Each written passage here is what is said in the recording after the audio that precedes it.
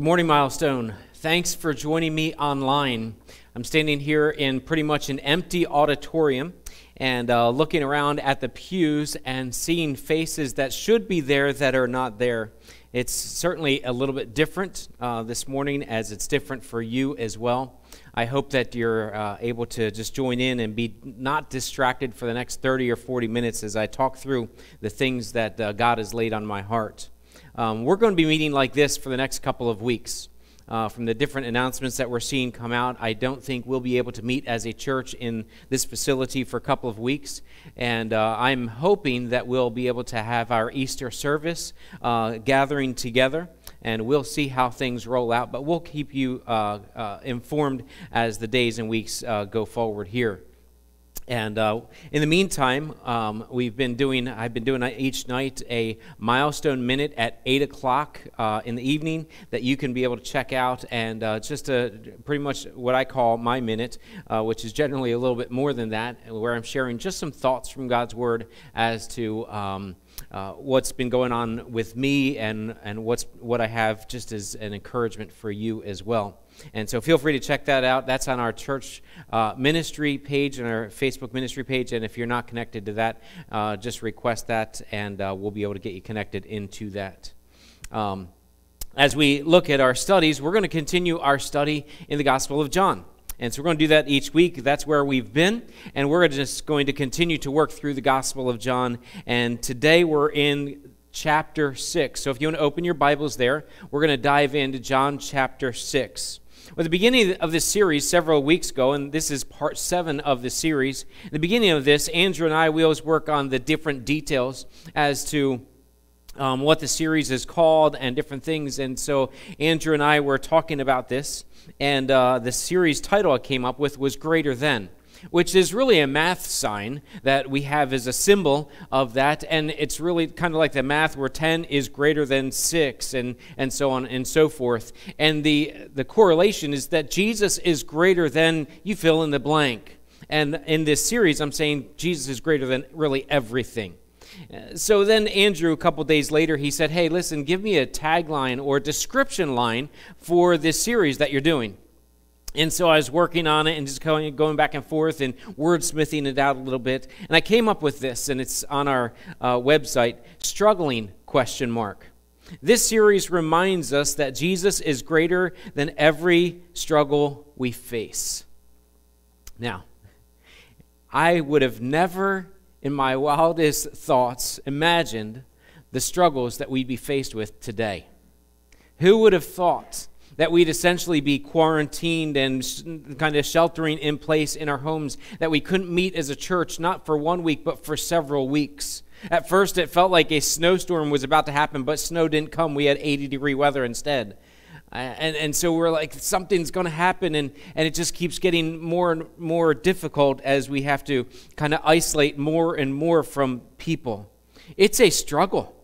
It is just a struggle, and some are filled with a lot of anxiety and frustration and fear, and rightfully so. And so, can I really say that Jesus is greater than every struggle? Can I really say that Jesus is greater than coronavirus? Can I really say that Jesus is greater than any illness or sickness? Can I really say that Jesus is greater than a stock market crash that's happening on a daily or weekly basis, it seems? Can I really say that Jesus is greater than unemployment? Can I say that he's greater than fear of getting sick? Can I say that he's greater than fear of losing someone or losing your job or losing everything? Well, let's look at John chapter 6, because I think this really helps us to gain some insight as to how great Jesus is. So John chapter 6, verse 1 is where we're going to dive in. And in this text, you'll see, if you study this out, you can see this in others of the Gospels where they record different details. So I'll integrate those details into what I'm sharing. And the context behind this is it's at a time where John the Baptist was beheaded. John the Baptist was put into prison, and during that some circumstances happened, and he was beheaded. And this is John the Baptist, one who's a relative of Jesus and a friend of Jesus, and one who is very respected in the community as someone who loved God and was following God. And he was very zealous about sharing the hope that Messiah brings with the people around him. And so he was a popular figure, you would say, someone that people would know. And so this is the backdrop of this. In our day, what would happen in America if a famous preacher was killed? You know, if you go back 50 years and you look at, some of the things that happened there, what would happen if a famous preacher is killed today in just an unexplainable kind of a situation? Really, I would say that the whole world would begin to question what's going on. There would be fear, there would be anxiety, there would be struggle that would happen as a result of this. And that, I believe, is the context that we're looking at in John chapter 6. And so let's read this through and see where this is going. It says, "After this, Jesus went away to the other side of the Sea of Galilee, which is the Sea of Tiberias, and a large crowd was following him because they saw the signs he was doing on the sick. Jesus went up to the mountain, and there he sat down with his disciples. Now the Passover, the feast of the Jews, was at hand. Lifting up his eyes then, and seeing what large crowd was coming toward him, Jesus says something to Philip." Now pause there, and let me give you some context. In the other accounts in Matthew and Mark, they relate into this and say that this is a time where he's actually been teaching this large crowd, and John is kind of giving you the end result of the teaching of this throughout the day. And so this very large crowd that we'll find out later on is 5,000 people plus, is sitting there, and Jesus has been teaching. And I would say that they needed hope, and they're hanging out with Jesus, needing hope and wanting to have some kind of context to what's going on with John the Baptist and life in general. And they're seeing all the signs that Jesus is doing. And so now they're looking at these signs and saying, okay, there's something about this person. We need to investigate more. He's giving us hope, and we need some of that for sure. So here he says to Philip, he leans over as the crowd's there, and Mark and Matthew put this at the tail end of the day when it was about dinner time, really, and he puts it down at that point in time where he's beginning to have compassion on the crowd that's been there with them, and they're hungry. And he leans over to Philip, and I kind of look at this, and he kind of leans over and says this thing just to Philip. And the other guys can hear a bit. He says, "Where are we to buy bread so that these people may eat?" Hey, we need to do something about the people that are hungry. Where are we going to go buy bread? Hey, listen, Walmart's closed down. It's too far away anyway. ShopRite, I don't know about that, Acme, and all these others. We'd like to go there. Hey, where would you go to buy some bread for feeding all these people? Now, pause for a second. How many loaves of bread do you need to feed 5,000 people? I grew up in a family of 9 kids and the parents, and when we sat down at dinner time, we sat down and we kind of had our elbows out protecting our plates. I didn't realize that until we had a guest come in and say, you guys sit there protecting your plates. Here's why: because Mom made enough food for all of us, but it was 8 boys she was feeding. And if you know anything about 8 boys, or even 1 boy, we can eat a lot of food. And could you imagine? I mean, that's just 11 people in our home. Could you imagine 5,000 people? And so he's leaning over to Philip and saying, "Hey, listen, where are we going to buy food for them?" I couldn't imagine being in Philip's shoes. And he says this in verse 6. He said this to test him, for he himself knew what he would do. He knows what's happening. Jesus always knows what's next. Right? The next thing does not surprise him. So he's just testing. He's seeing what's on Philip's mind. And here's what Philip does. I love this. Philip answers in verse 7. He answers, 200 denarii worth of bread would not be enough for each of them to get a little. So it's as if he goes and he pulls out of his pocket, he grabs his wallet and he opens it up and he pulls out 200 denarii. Or he goes over to Judas, who's got the treasury, and says, "Hey, how much is in the treasury there?" And he's got 200 denarii. He pulls it out and he says, "Listen, this is all we got." Like, this is all my wallet is going to allow for us to get accomplished here. And I don't think that's going to really feed many people. And he says, here's what it's going to do. It's just going to be some morsels. It's kind of like we're going to just go out and get trail mix, and everybody can have one little piece of the trail mix, and that's as far as we're going to go. Could you imagine being Philip in this position? He's just thinking about it rationally, thinking about the reality of it. He's not being crazy. He's saying, in reality, 200 denarii will only go so far. In reality, my wallet is only going to take me this far. Now think about this. In light of all that's happened in the last week here, many in our church have lost their employment, and some fear that they're going to lose theirs. And many of us have already done the same thing as Philip. And I'm not judging you for it, and I'm not saying you're wrong for it, but we've opened up our wallets, and we've looked in, and we've said, how far will my wallet take me? How far will my wallet get me? Will it get me a week, a month, a couple of months?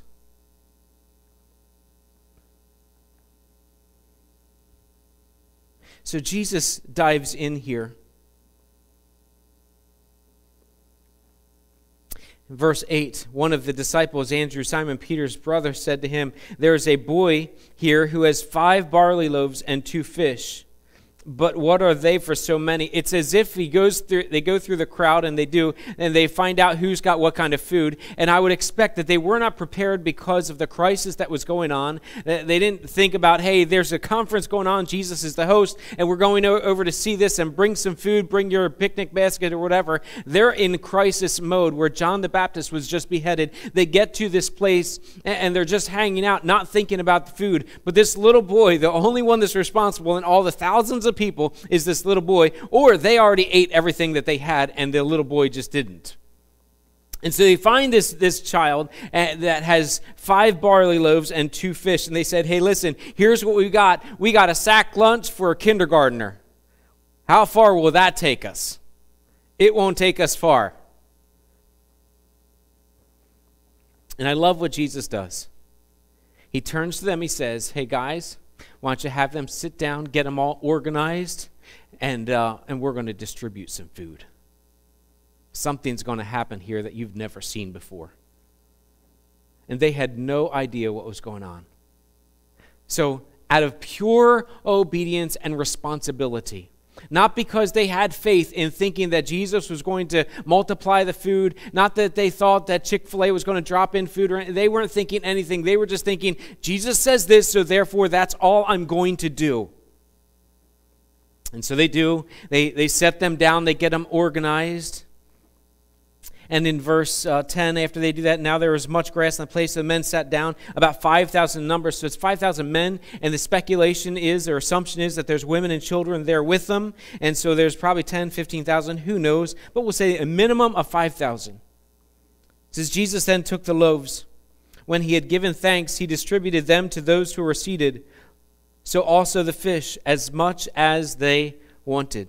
So Jesus goes and takes the 5 barley loaves and takes the 2 fish, and he breaks it apart, takes it and puts it in whatever baskets are on the platters or whatever that they have there to go hand out. And the disciples are going and handing it out to the 50s, the groups of 50 and 100, and they're handing it out to thousands of people till everyone had eaten all that they wanted to eat. Listen, this was an all-you-can-eat smorgasbord. Could you imagine this? It's all you can eat. Listen, you didn't have to stop them and say, oh no, share with so-and-so. No, just keep eating. Just keep eating. Eat as much as you want. And it says they ate as much as they wanted till everyone was full. And then in verse 12, and when they had eaten their fill, he told his disciples, gather up the leftover fragments that nothing may be lost. So they gathered them up and filled 12 baskets of fragments with the barley loaves left by those who had eaten. When the people saw the sign that he had done, they said, this indeed is the prophet who has come into the world. So let's make this real. He took this child's lunch and he fed 5,000 people with it. My point is very simple, is that Jesus is greater than our wallets. As a matter of fact, what he's simply saying is, I didn't even need your wallet. I didn't even need your wallet. Now, the reality of this is we may need to accept something different than what we had planned on. We may need to give up some of our control with what God provides for us because God might have something totally different than what we wanted. God may have some totally different plans in mind for us that we were thinking, no, I want to go this way. And he steps in and says, yes, I understand the menu that you wanted, but I'm going to give you the barley loaves and fish that I'm providing for you because this is what's best for you today.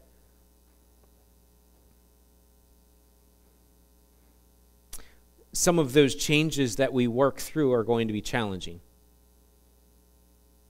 In the midst of everything that's going on, I believe that God's going to provide for us in ways that we are not expecting or planning on having them provided for us. I think God's going to show up in ways that we were not even thinking, where we had in mind this is the way God's going to do things, and I've got the wallet, and this is what God's going to do, and God says, nah, let me toss your wallet out because I've got something better. I've got the child that has his little lunch, and that's going to take care of you. So here's what happens with this. They get all excited and they say, this is the prophet who's come into the world. In verse 15, perceiving that they were about to come and take him by force to make him king, Jesus withdrew again to the mountain by himself. So he goes off, and the disciples essentially go with him, and they withdraws back to the mountain. And the people he gets them to scatter and move on. You see, they were looking for someone that was going to care and provide for them. Where the current government was not looking to care and provide for, they were looking to take as much as they can from them. And so there's an easy transition that they're looking for. And so here's what happens in verse 16. When evening came, his disciples went down to the sea.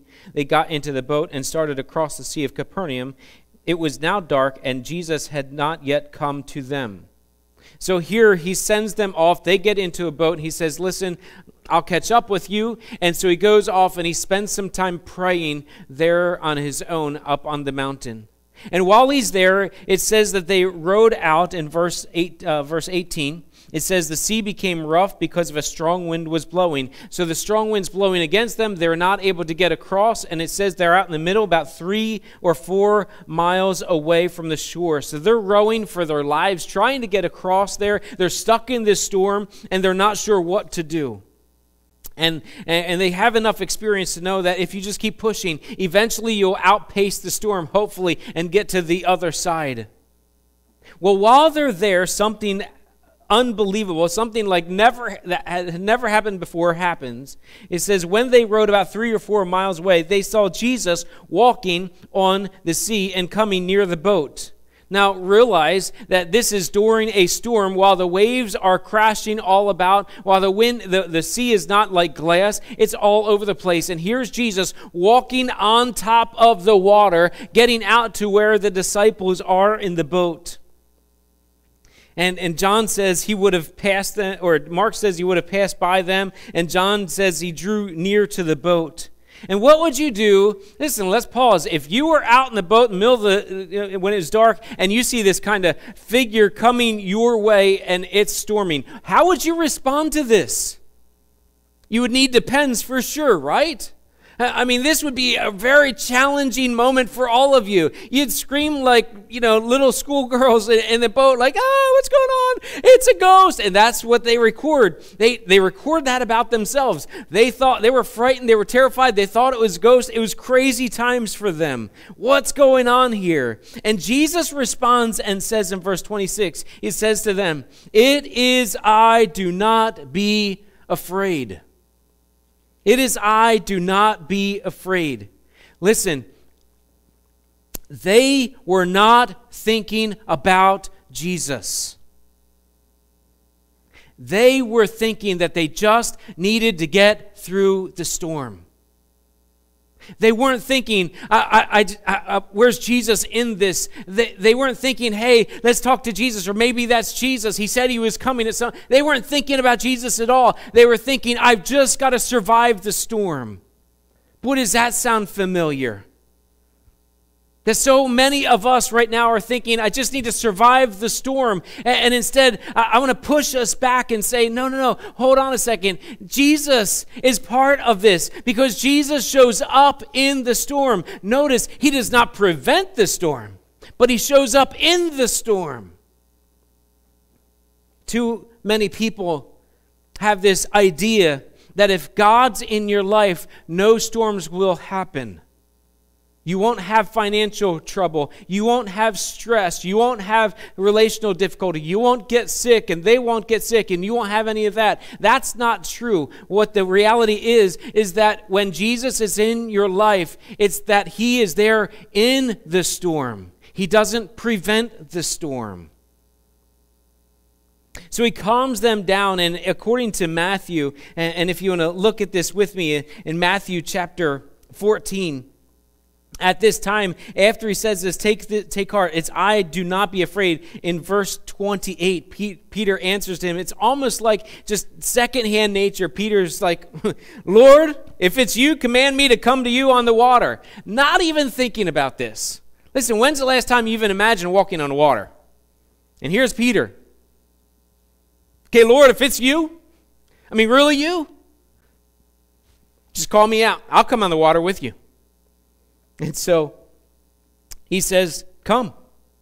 So Peter gets out of the boat and walks on the water and came to Jesus. Could you imagine that moment? He turns around to John, he turns to Philip and Nathanael. He's like, look at me. What do you got? And he's walking on water over to where Jesus is because he realizes it's safer to be on the water in the storm with Jesus than it is to stay in the boat with the rest of everyone.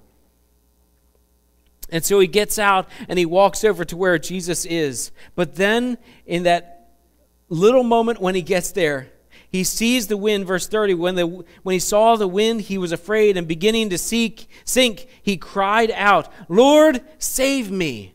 And Jesus immediately reached out his hand and took hold of him, saying to him, O you of little faith, why did you doubt? Why did you doubt? Didn't you see what I've already done? You were already walking on water. It didn't matter how big the wave was. I'm greater than the wave. And so as he's sinking, he took his hand and he pulled him back up, and they go back to the boat. And when he got into the boat, the wind ceased. And the response from the disciples is, those that are in the boat, they worshiped him. They marveled. They were just blown away. Because they didn't really get the whole feeding of the 5,000. But they got this. Here's my point. Jesus is greater than wallets and waves. Jesus is greater than wallets and waves. Jesus is greater than waves. He can walk on the waves and he can calm the waves. And let me just bring this to an application for you this morning. Many are struggling with what I'll call the corona wave. They're struggling with the corona wave. Our fears and anxieties are through the roof, understandably so. Because of all the things that are going on and all the different challenges that we face that are being handed to us, or the things that we're just naturally facing as a result. If you're not anxious, you probably haven't watched the news.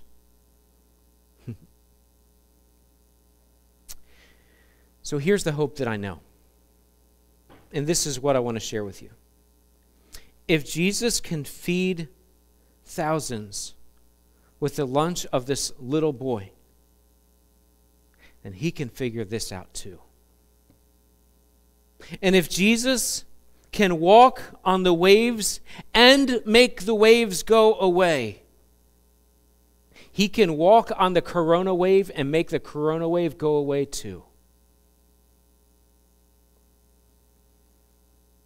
So, church, this is our time to shine. Because we look at history, we see the past, we see what Jesus has done.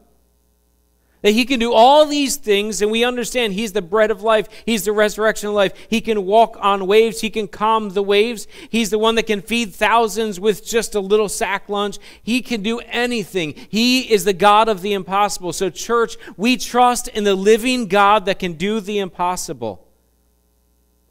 He's not limited by our wallets, and he's not limited by a wave.